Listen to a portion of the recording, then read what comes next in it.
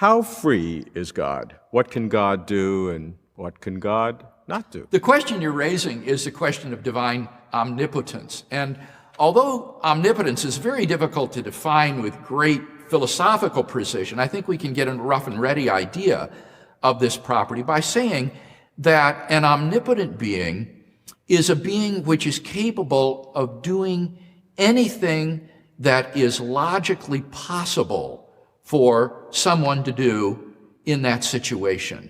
So God can't do something like make a married bachelor or a round square. That's not an infringement of omnipotence, because those aren't really things. Those are just absurd combinations of words. And therefore, God's ability to perform things would be limited only by logic. The classic example is that, can God make a rock too heavy for him to lift? Right, and that would be like a married bachelor. It's a self-contradictory description. And so rather than being used as a way to discard theism, if you will, it is really a silly logical game, word game. I think that's right, but these can be helpful in the following sense. I think that these kind of conundrums can actually be very helpful to the theist in helping to craft careful definitions of the various divine attributes. And it is possible to do this with divine omnipotence, but it would be a very long and complicated definition that wouldn't be helpful, I think, for this program. But the rough and ready idea that I gave, I think, will do. What are some other aspects of the freedom of God? For example, could God not have ever made a creation? Was God free not to make a creation? Well, certainly on the traditional Judeo-Christian view, creation is a freely willed act of God, and that therefore God could have refrained from creation.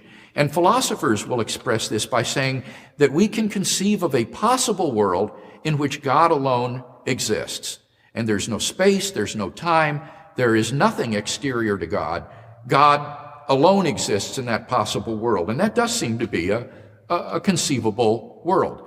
And God is also free to create multiple worlds and infinite numbers of multiple universes. That's right. The idea that this universe is the only universe that exists isn't part of Christian theism or a commitment of traditional monotheistic theology. God, as infinite being, could create as many universes as he wanted to. Are there other things that God is not free to do other than not doing logical contradictions? I don't think so, though. Can God sin? No, for example, he couldn't sin because that would be a logical contradiction for an absolutely and essentially holy being to do evil.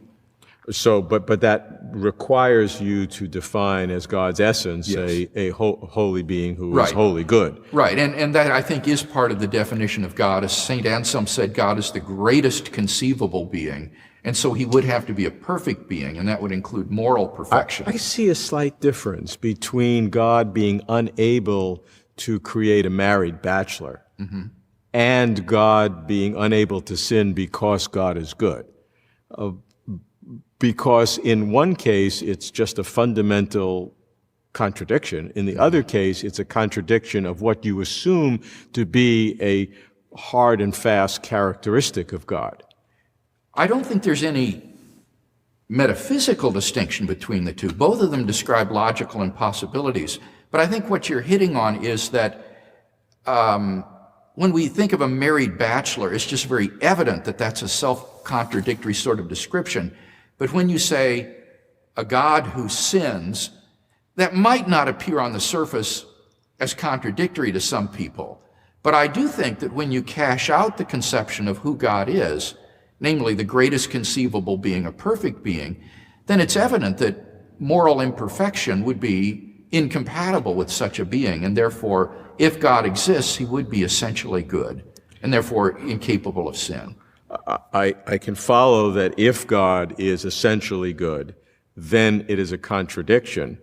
But it is an assumption, maybe it's true, that being essentially good is an absolute requirement of this perfect being. That's right, though I think one can argue for that assumption, as I say, on the basis of the definition of who God is. I don't think that if there were a possible world in which there was a being that was very, very powerful, say, but was morally flawed, that being would be worthy of worship.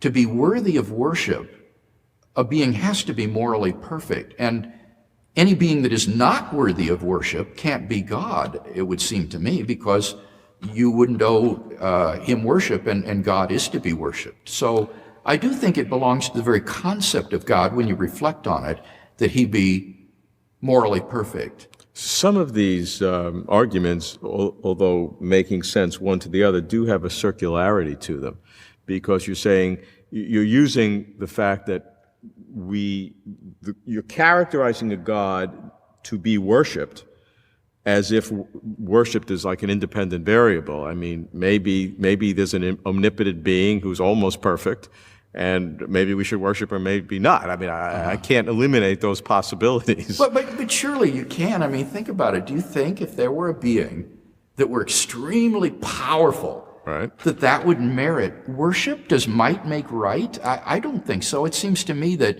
in addition to power... Well, maybe he just tries as best as he can, and, it's almost perfect. Yeah, well, then you would admire him, but you wouldn't worship him. Well, I mean, I don't know. If he created me, I'd probably give him the benefit of the doubt. Well, I think you might admire your creator, but I mean, you don't worship your parents, and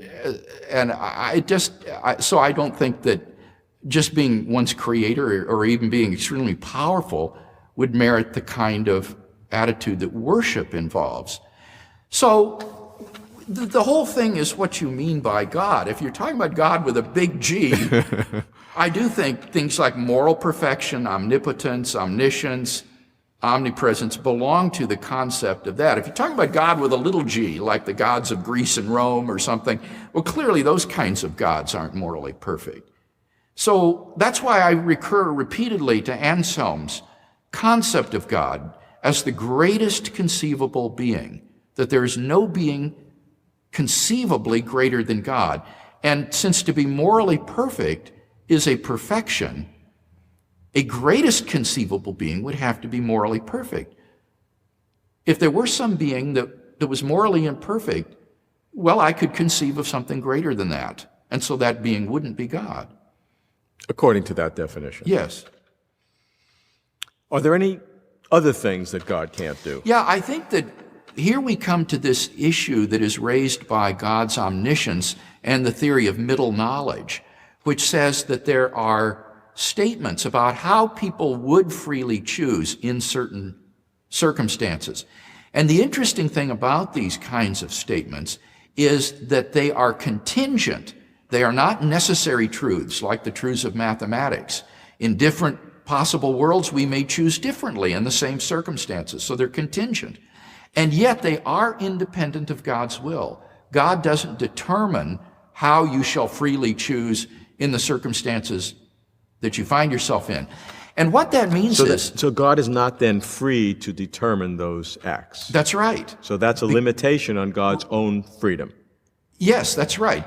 Because these are logically prior to his decree to create the world. And so if he has knowledge of these, they're called counterfactuals of freedom, about how people would act if they were in certain circumstances. Define those terms, counterfactual. Well, a counterfactual is an if-then statement in the subjunctive mood. Like, if I were rich, I would buy a Mercedes. No, I'm not rich, and so I don't.